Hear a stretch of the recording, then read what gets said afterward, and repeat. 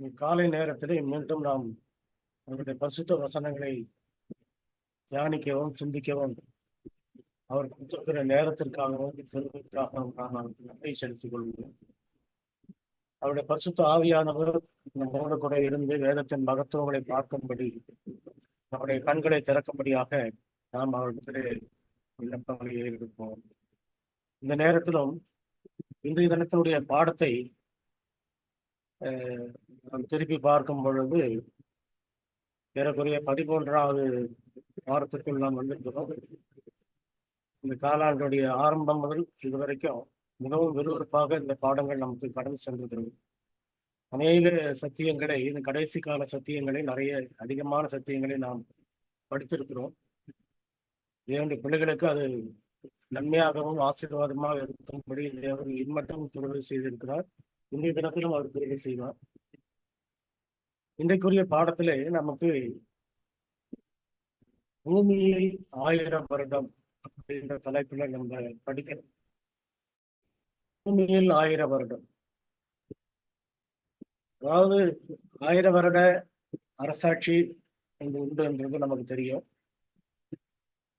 அது பரிசுத்தவான்கள் பரலோகத்திலே போய் அங்கே 1000 வருடங்கள் அவர்கள் இருப்பார்கள் என்பது நமக்கு கொடுக்கப்பட்ட வெளிச்சம்.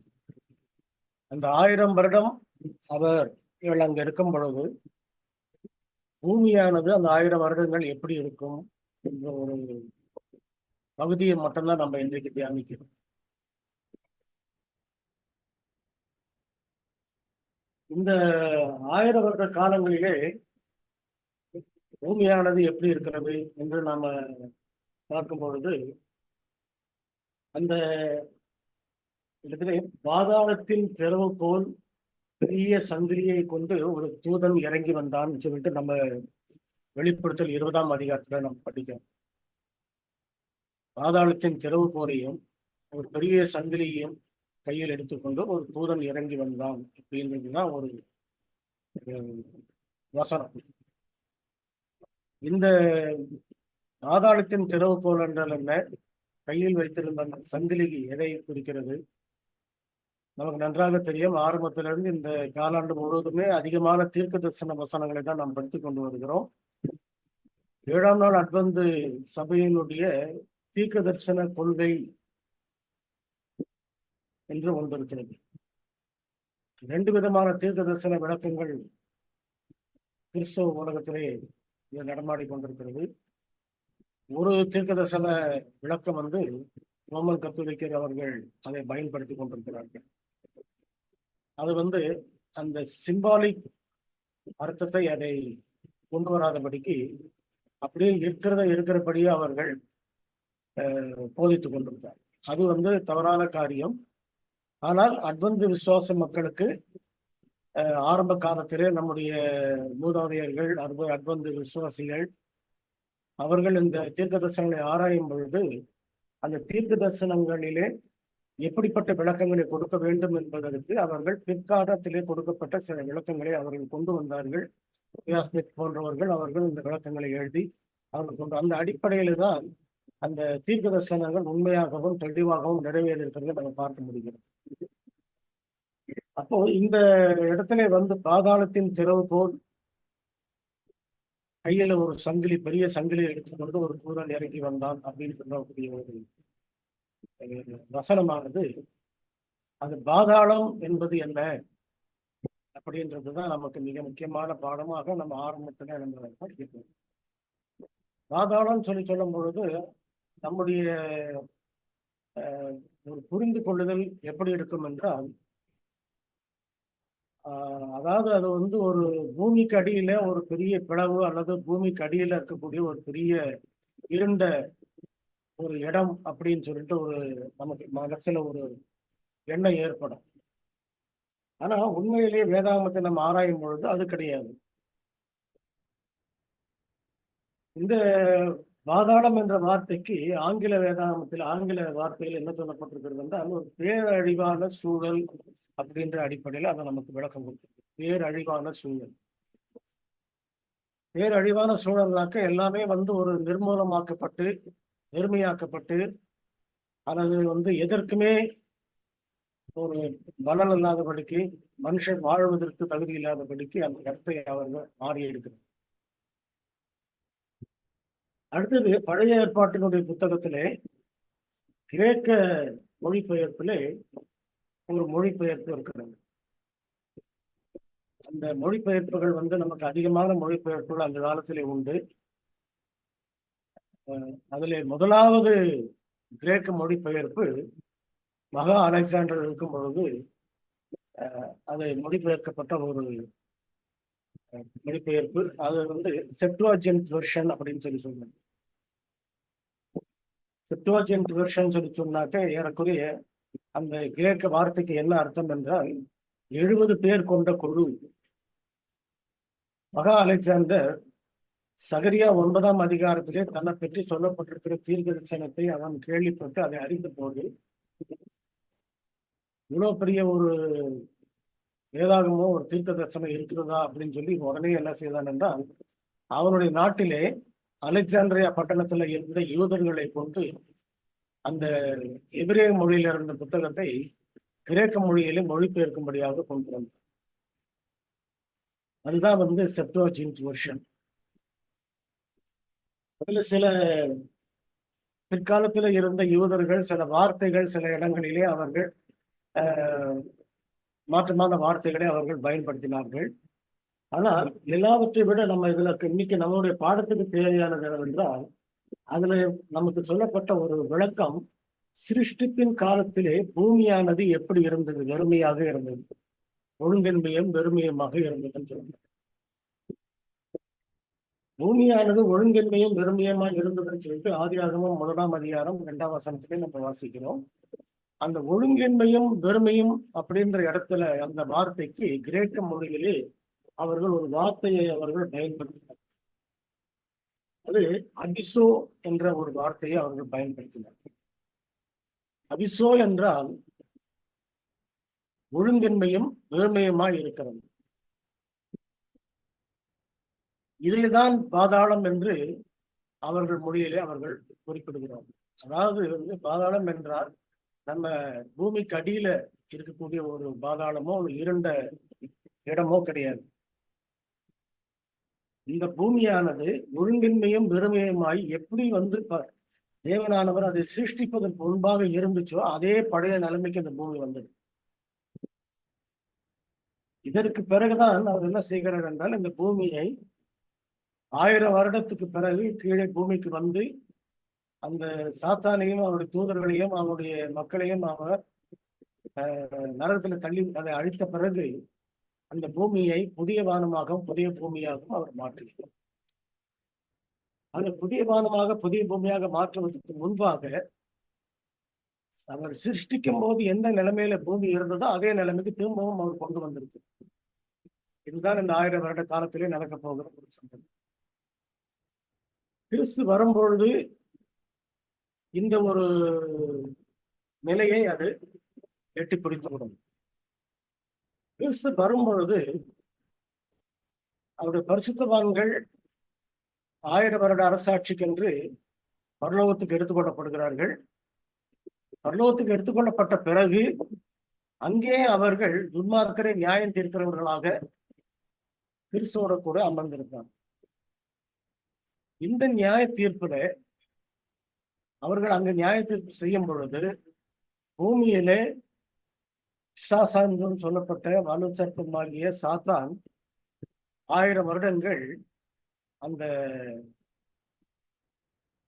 பாதாளம் என்ற இடத்துல, அதாவது ஒன்றுமே இல்லாத மனுஷ சஞ்சாரம் இல்லாத இடத்துல சாத்தானும் அவனை சேர்ந்த தூதர்களும் அங்கே இருப்பார்கள் என்று சொல்லப்பட்டிருக்கு. அந்த கால நேரத்திலே அந்த காலகட்டத்திலே அவர்கள் இந்த பூமியில ஜீவிக்கும் பொழுது அவர்கள் யாரையும் கெடுப்பதற்கும் வாய்ப்பில்லை, யாரையும் வஞ்சிப்பதற்கும் வாய்ப்பில்லை. ஏனென்றால் எந்த ஒரு காரியமும் எந்த ஒரு சூழ்நிலையும் அவனுக்கு இல்லை. அதுதான் ஞானார்த்தமாக சங்கிலிகளால் கட்டப்பட்டவனாக இருப்பான்னு சொல்லப்பட்டது. சங்கிலினாக்க அது ஒரு இரும்பு சங்கிலியை கொண்டு அவர் கட்டி வைத்தார்கள் அப்படின்றது கிடையாது. ரோமன் கத்தோலிக்கருடைய விளக்கம் நான் சொன்னேன் இல்லையா, அந்த ரோமன் கத்தோலிக்க விளக்கத்துல அப்படி மாறி விளக்கங்களை தான் சொல்லுவாங்க. சங்கிலியிலாக்க சங்கிலியை கொண்டு சாத்தான் கட்டி போட்டான் அப்படின்ற விளக்கங்களை தான் அவங்க சொல்லுவாங்க. ஆனால் அது ஒரு ஞானார்த்தமாக சொல்லப்பட்ட ஒரு வார்த்தை. அந்த வார்த்தையின்படி அந்த 1000 வருட அரசாட்சியிலே 1000 வருடம் பரலோகத்திலே வந்து பரிசுத்தவான்கள் இருக்கிற சமயத்திலே பூமியிலே சாத்தான் இப்படி எந்த பாவத்தையும் செய்ய முடியாதபடிக்கு, எந்த வஞ்சகத்தையும் செய்ய முடியாதபடிக்கு முற்றிலுமாக கட்டப்பட்டு, இன்றைக்கு வந்து அவனுடைய வேலைகள் எப்படிப்பட்டதா இருக்கிறது என்றால், அவன் தனக்கு கொஞ்ச காலம் மாத்திரம் உண்டு என்று அறிந்து அவன் மிகுந்த கோபம் கொண்டு அந்த மீதமானவரிடத்துல யுத்தம் பண்ண போனான் அப்படின்னு சொல்லப்பட்டிருக்கு. வெளிப்படுத்தல பார்க்கிறோம். அடுத்தது இன்னொரு வசனம் நமக்கு என்ன சொல்றது? சாத்தான் கர்ஜிக்கிற சிங்கம் போல சுற்றி திரிகிறான் அப்படின்னு சொல்லப்பட்டிருக்கு. அதாவது ஒரு வினாடி கூட இன்றைக்கு அவன் ஓய்வு இல்லாமல் வேலை செய்து கொண்டிருக்கிறான். ஒரு வினாடி கூட அவனுக்கு வந்து அவன் ஓய்வு எடுக்கிறது இல்லை, எதையும் பார்க்கறது இல்லை. அவனும் அவனை சேர்ந்த தூதர்களும், விழுந்து போன தூதர்களும் தொடர்ந்து அவர்கள் தங்களுடைய வேலைகளை மிகவும் வேகமாக செய்து கொண்டிருக்கிறார். அதாவது நமக்கு வந்து விசுவாசிகளாக இருக்கக்கூடிய நிறைய பேருக்கு வந்து இன்றைக்கு தீர்க்க தரிசனங்கள் எந்த அளவுக்கு நிறைவேறி கொண்டிருக்கிறது, எந்த இடத்துல நாம் இருக்கிறோம், இன்னும் எவ்வளவு தீர்க்க தரிசனங்கள் நிறைவேற வேண்டியிருக்கிறது, இன்னும் நாம் எந்த அளவுக்கு நாம் அவருடைய வருகையை நெருங்கி கொண்டிருக்கிறோம் அப்படின்ற இதுல நிறைய பேருக்கு வந்து அந்த காரியங்களை வந்து அவங்க பொறுத்து தியானிக்கணும். இன்னும் பலருக்கு வந்து சில இடங்களிலே அவர்கள் சொல்லும் பொழுது இன்னும் நம்ம வந்து 5000 வருஷம் இருப்போம், 1000 வருஷம் இருப்போம் அப்படின்றதெல்லாம் வந்து சில பேர் சொல்லிக்கிட்டு இருக்கிறான். அந்த அளவுக்கு வந்து நமக்கு வந்து தீர்க்க தரிசனங்கள் விளங்கக்கூட முடியல. எந்த எந்த நிலையில நம்ம இருக்கிறோம், எந்த இடத்துல நம்ம வந்திருக்கிறோம், மிருகத்தின் முத்திரை எப்போ வரப்போகுது, மிருகத்தினுடைய சொரூபம் எப்போ வரப்போகுது, இந்த காரியங்கள் எல்லாம் வந்து நம்ம இன்னும் சரியா புரிந்து கொள்ளல. நிறைய பேர் அந்த வெளிச்சத்துக்குள்ள வராம இருக்கிறாங்க. ஆனால் நம்மை விட சாத்தான் மிக சிறந்த வேதமானார்கள். அதை நம்ம நல்லா தெரிஞ்சுக்கணும். நம்ம மிஞ்சி போனாக்க ஞானஸ்தானம் எடுத்ததுல இருந்து ஒரு 50 வருஷம், ஒரு 60 வருஷம் தான் பைபிளை படிச்சிருப்பான். ஆனா அவன் 6000 வருஷமா பைபிளை படிச்சுக்கிட்டு இருக்கான். அப்ப அவனுக்கு எப்படிப்பட்ட ஞானம் இருக்கும்? அவனுக்கு ஞானம் இருந்ததுனாலதான் இயேசு கிறிஸ்துவ சோதிக்கும் பொழுது இப்படி சொல்லி இருக்கிறதே, நீர் தாழ குதியும், தூதர்கள் உண்மை கைகளில் ஏந்தி கொண்டு போவார்கள் என்று எழுதி இருக்கிறதே சொல்லி சொன்னான். அவனும் வேதாமத்தை படிக்கிறான். ஆனா எப்படி படிக்கிறான்னு சொன்னாக்க பாவம் செய்வதற்காக படிக்கிறான்.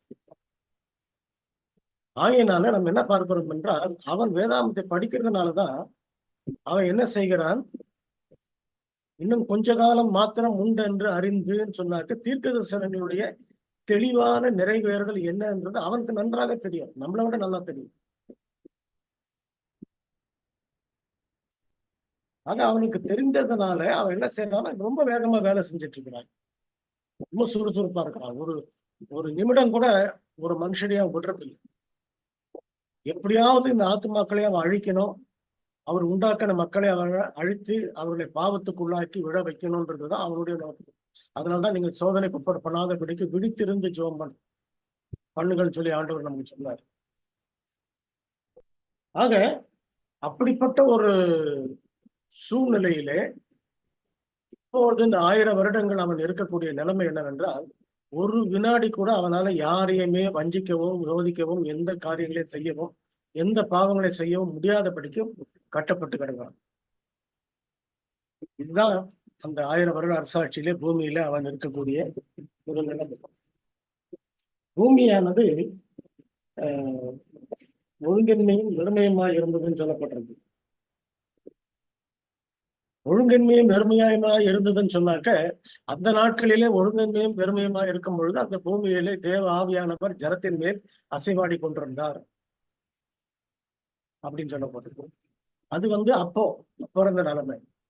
ஆனா இப்ப இருக்கிற நிலைமை எப்படின்னு சொன்னாக்க, பிசாசானவன் இந்த வெறுமையான பூமியிலே அவன் இருக்கிறான்.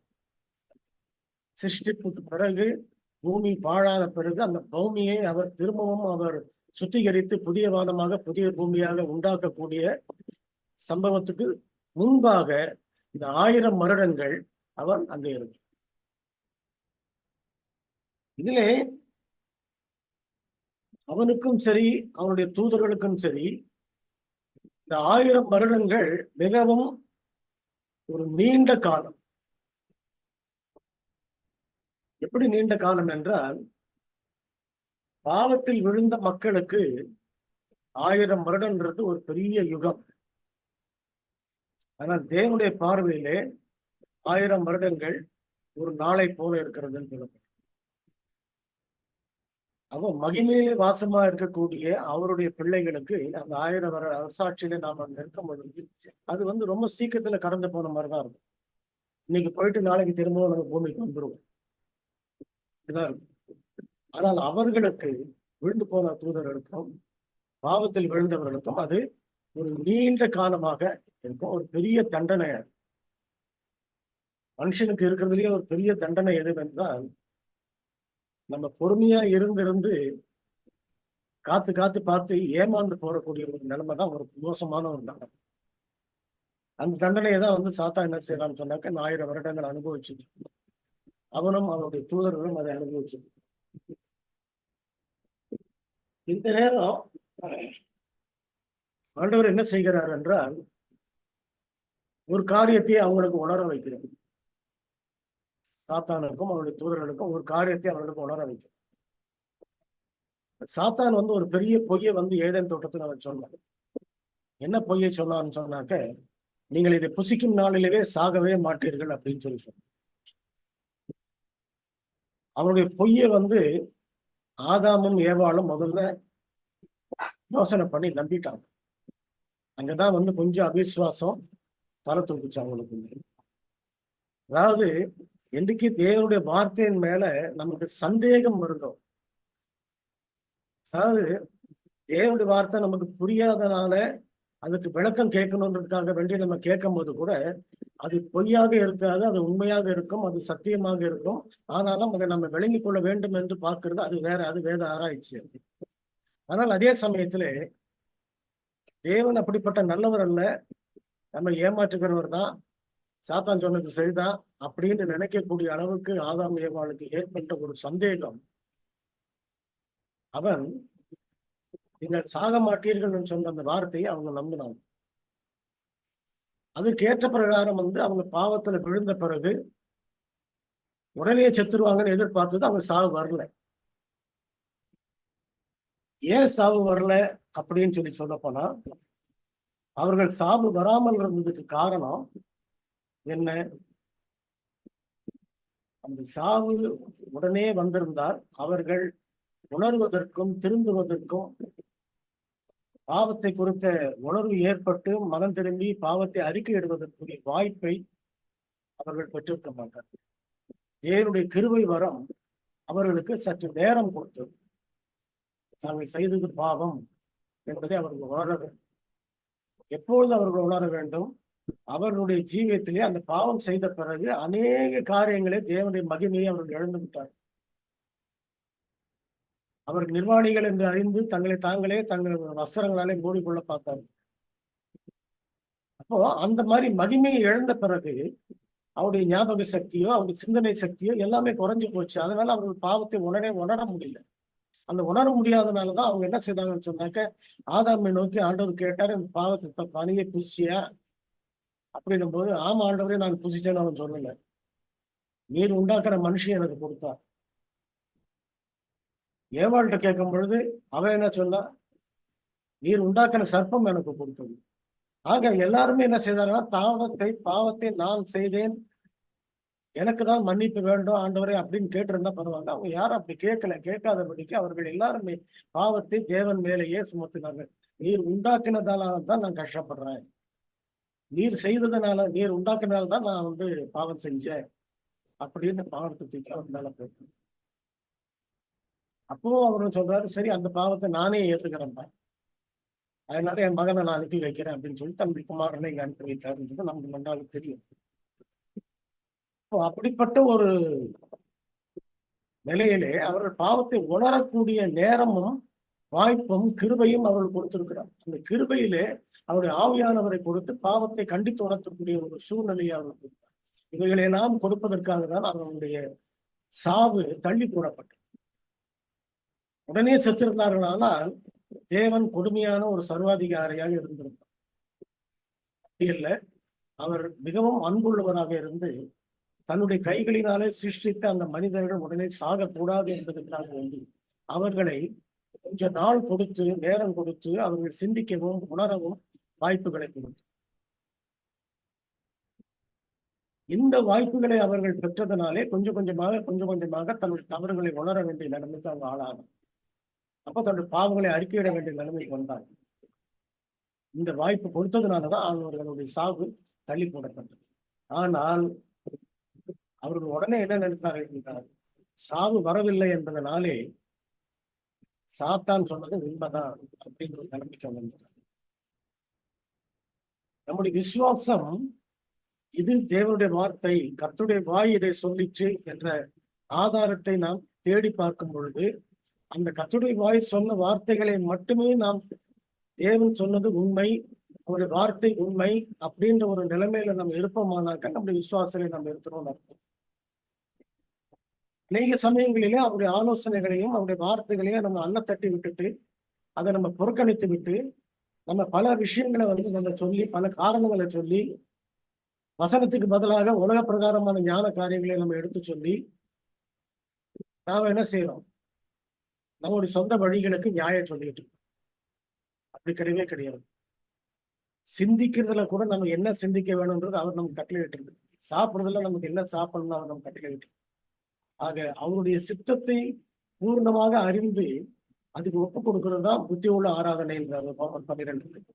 ஆக தேவனுடைய பிள்ளைகள் நம்ம என்ன தெரிந்து கொள்கிறோம் என்றால், இந்த ஒரு வார்த்தை அவர்கள் பொய் என்று அவர்கள் நினைத்துக் கொண்டிருந்தார்கள் இல்லையா, அதை இப்ப இந்த 1000 வருட அரசாட்சியிலே பாவத்தின் சம்பளம் மரணம் என்பதை சாத்தானும் உணர்ந்து கொண்டான், அவருடைய தூதர்களும் உணர்ந்து கொண்டார். எல்லாருக்குமே தெரியுது பாவத்தின் சம்பளம் மரணம் அப்படின்னு. பாவத்தின் சம்பளம் மரணம் சொல்லி சொல்லும் பொழுது நாம மரிக்கிறோம். எல்லா மனுஷருக்கும் ஒரு பொதுவான மரணம் இருக்கிறது. அது முதலாவது மரணம். இது 1000 வருட அரசாட்சிக்கு பிறகு இருக்கக்கூடியது 2வது மரணம். ஆனால் பாவத்தின் சம்பளம் மரணம் சொல்றதோ, பாவம் செய்கிற ஆத்மாவே சாகும் அப்படின்னு சொல்றதோ நாம என்ன நினைக்கிறோம்னு சொன்னாக்கா, முதலாவது மரிக்கக்கூடிய மரணம் அப்படின்னு நினைக்கிறோம். அது அப்படி கிடையாது. முதலாவது மரணம் திரும்பவும் உயிரோடு எழும்புவதற்குரிய வாய்ப்பு இருக்குது. ஒருவேளை அவன் மனம் திரும்பப்பட்டவன், மனம் திரும்பினவராக இருந்தாரானால், பாவத்தை அறிக்கையிட்டு கிறிஸ்துவோடு கூட அவர் ஜீவித்திருப்பாரானால், அப்படி மரித்தவர்கள், கிறிஸ்துவுக்குள் மரித்தவர்கள் மீண்டும் உயிரோடு எழுந்து வருவதற்குரிய வாய்ப்பையும் நேரத்தையும் அவர் கொடுத்திருக்கிறார். அது முதலாவது மரணம். ஆனால் நித்திய மரணம்ன்றது 2வது மரணம். அது 1000 வருட அரசாட்சிக்கு பிறகு வரப்போகிற மரணம். அந்த மரணம்ன்றது நீ ஒரு காலத்திலும் திரும்பவும் வரக்கூடாதபடிக்கு இருக்கக்கூடிய ஒரு நிலைமை. திரும்பவும் உயிரோடு வருவதற்குரிய வாய்ப்பே கிடையாது. அதுதான் பாவத்தின் சம்பளம் மரணம், அந்த 2வது மரணம். ஆக சாத்தானும் அவனை சேர்ந்த தூதர்களும் அவனை பின்பற்றினவர்களும் அந்த வார்த்தைகளை, தேவனுடைய வார்த்தையை விசுவாசிக்காதபடிக்கு சாத்தானுடைய வார்த்தையை கடைசி வரைக்கும் நம்பியிருந்தவர்களுக்கு கடைசி நேரத்துல ஆண்டவர் கொடுக்கக்கூடிய ஒரு முடிவு தான். ஆக நாம மரணம்னு சொல்லிட்டு அந்த முதலாம் மரணத்தை நினைச்சு நம்ம பயந்துட்டு இருக்கோம். முதலாம் மரணத்துல ஆண்டவர் திரும்ப செய்தது அது ஒரு நித்திரைன்னு தான் சொல்லியிருக்கிறார் நமக்கு. ஏன்னா திரும்ப எழுப்புவதற்குரிய வாய்ப்பு இருக்குது. ஆனால் 2ஆம் மரணம் நித்திரை கிடையாது. அதுதான் பாவத்தின் சம்பளம் மரணம். அந்த பாவம் செய்கிற ஆத்மாவே சாகும். சாவுன்றது நித்தியமான சாவு தான் சாகும். ஆகையினால தேவனுடைய பிள்ளைகள் நம்ம எதை தெரிந்து கொள்ள வேண்டும் என்றால், நம்முடைய மரண காரியங்கள், நம்முடைய 1000 வருட அரசாட்சியிலே தேவனானவர் இந்த காரியத்தை விளங்க செய்கிறார். அவருடைய மக்களுக்கு அதை விளங்க செய்து இதை பற்றி நம்ம ஒரு வசனத்தை நம்ம வாசிப்போம். எரேமியா 4:23-26. யாராவது கொஞ்சம் எடுத்தவர்கள் வாசிங்க.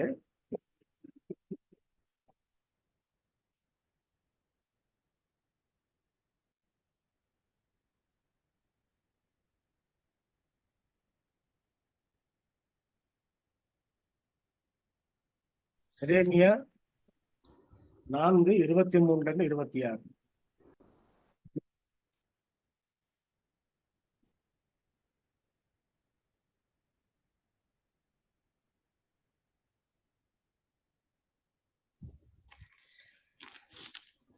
வாசிக்கிறேன். 23ல இருந்து 26. அண்ணா, பூமியை பார்த்தேன், அது ஒழுங்கின்மையும் வெறுமையுமாய் இருந்தது. வானங்களை பார்த்தேன், அவைகளுக்கு ஒளி இல்லாதிருந்தது. பர்வதங்களை பார்த்தேன், அவைகள் அதிர்ந்தன, எல்லா குன்றுகளும் அசைந்தன. பின்னும் நான் பார்க்கும்போது மனுஷன் இல்லை, ஆகாசத்து பறவைகள் எல்லாம் பறந்து போயின. பின்னும் நான் பார்க்கும்போது கர்த்தராலும் அவருடைய உக்கிர கோபத்தாலும் பயிர் நிலம் அனாந்தரமாயிற்று, அதன் பட்டணங்கள் எல்லாம் இடிந்து போயின. ஆமென். அதாவது இன்னைக்கு மனுஷன் தன்னுடைய மேன்மையினால தன்னுடைய பெருமைக்காக கட்டின காரியங்கள் எல்லாமே இன்னைக்கு அன்னைக்காவது ஒரு நேபுகாத் நேச்சர் ஒருத்தர் மட்டும் அப்படி யோசனை பண்ணாரு. இன்னைக்கு பூமி முழுவதுமே நேபுகாத் நேச்சர் நிறைய பேர் இருக்கிறாங்க. நான் கட்டின பாபிலோன் அல்லவா, நான் கட்டின வீடு அல்லவா, நான் கட்டின உலகம் அல்லவா அப்படின்னு நினைக்கக்கூடிய அளவுக்கு நிறைய பேருடைய மனசு அப்படிதான் ஆயிப்போச்சு. அந்த மேன்மையான எல்லாமே ஆண்டவர் என்ன செய்யறாருன்னா முற்றிலுமாக வெறுமையாக்கி. அதை நம்ம என்ன பார்க்கிறோம், மனுஷனை நான் அங்க காணவில்லை, ஆகாயத்து பறவைகள் எல்லாம் போயிடுச்சு, பூமியானது ஒழுங்கின்மையும் வெறுமையுமா இருந்தது. அந்த வெறுமைன்றது என்னன்னு சொல்ல ஒண்ணுமே இல்லை, அதாவது வனாந்தரம் போல அங்க காட்சி. நம்ம கெடுக்கிறதுக்கோ அழிக்கிறதுக்கோ எதுவுமே கிடையாது. அப்ப அது ஒரு பெரிய பொறுமை பார்த்து ஒண்ணும் வேண்டாம். ஒரு 10க்கு 10 ஒரு சிறைச்சாலையில கொண்டு போய் நம்மளை கொண்டு போட்டாக்க எந்த பக்கம் திரும்பி பார்த்தாலும் நம்ம வெளியே வர்றதுக்கும் வழி கிடையாது. அந்த அந்த அறையில இருக்கிற அந்த தரையையும் அந்த மேலையும் தான் பார்த்துக்கிட்டு இருக்க முடியும். அதுவே ஒரு பெரிய பொறுமையான ஒரு காரியம். அந்த அறையை விட்டு வெளியே வந்தாக்க உங்களுக்கு எல்லாமே உலகத்துல இருக்குது. ஆனா அங்க இருக்க விட்டுனாக்க எந்த உலகத்துல எந்த எந்த மூளைக்கு அவன் உலகத்துல போனாலும் சரி, எல்லா இடமும் வெறுமையா தான் கிடைக்கும். இயற்கையான பறவைகளையோ செடி கொடிகளையோ மரங்களையோ இல்ல இருந்த மனுஷனுடைய மேன்மைக்காக கட்டப்பட்ட பெரிய பெரிய வானளாவிய கட்டடங்களையோ எதுவுமே பார்க்க முடியாது. ஆக இதுதான் கடைசி நாட்கள்ல இருக்க போகிற நிலைமை. அந்த மனுஷனுக்கு ஆண்டவர் அதை விளக்கி காட்டுகிறார். அதாவது பாவத்தின் சம்பளம் மரணம் அப்படின்றத இப்ப நீங்க புரிஞ்சுங்க அப்படின்ட்டு. சாத்தானுக்கு அது புரியுது, எல்லாருக்கும் புரியுது அது.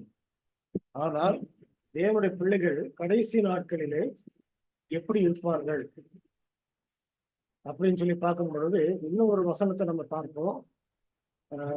நாகும் 1:9.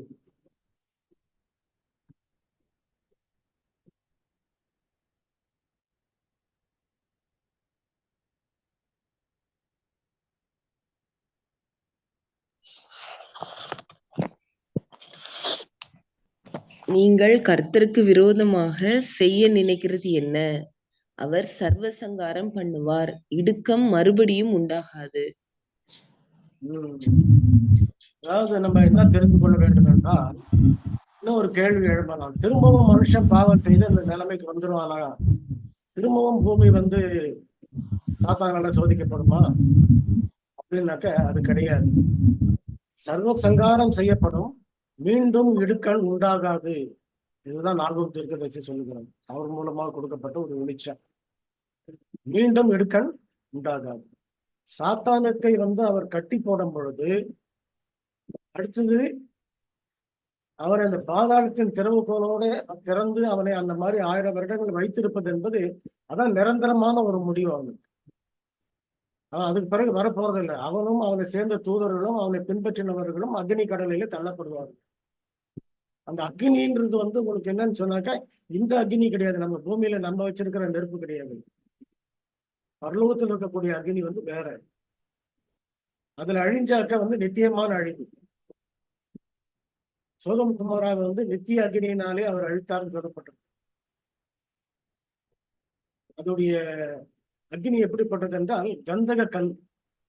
அதோடைய ஒரு நிலைமை அதான் அதோடைய ஒரு இது. கந்தக கல்னு சொன்னாக்க சமீபத்துல சோதம் குமார பக்கத்துல ஒரு புதைப்பொருள் ஆராய்ச்சியில எடுக்கும் பொழுது ஒரு குறிப்பிட்ட இடத்துல சில கந்தகங்கள் பாஸ்போர்ட் கற்களம் இருந்துச்சு.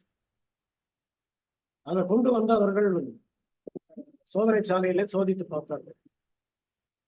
சோதித்து பார்க்கும் பொழுது பூமியிலே அந்த மாதிரி ஒரு கந்தக கற்கள் எங்கேயுமே மனுஷன் வந்து மனுஷன்ட்ட கிடையாது. ஏனென்றால் அதை எரித்து பார்க்கும் பொழுது அதனுடைய வரக்கூடிய வெப்பம் வந்து மிகவும் பயங்கரமா இருந்தது. பல மடங்கு அதிகமான வெப்பத்தை கொடுக்கக்கூடியதா இந்த சோதம் குமார பகுதியில இன்னமும் அந்த மாதிரி ஒரு நிலைமை இருக்குது.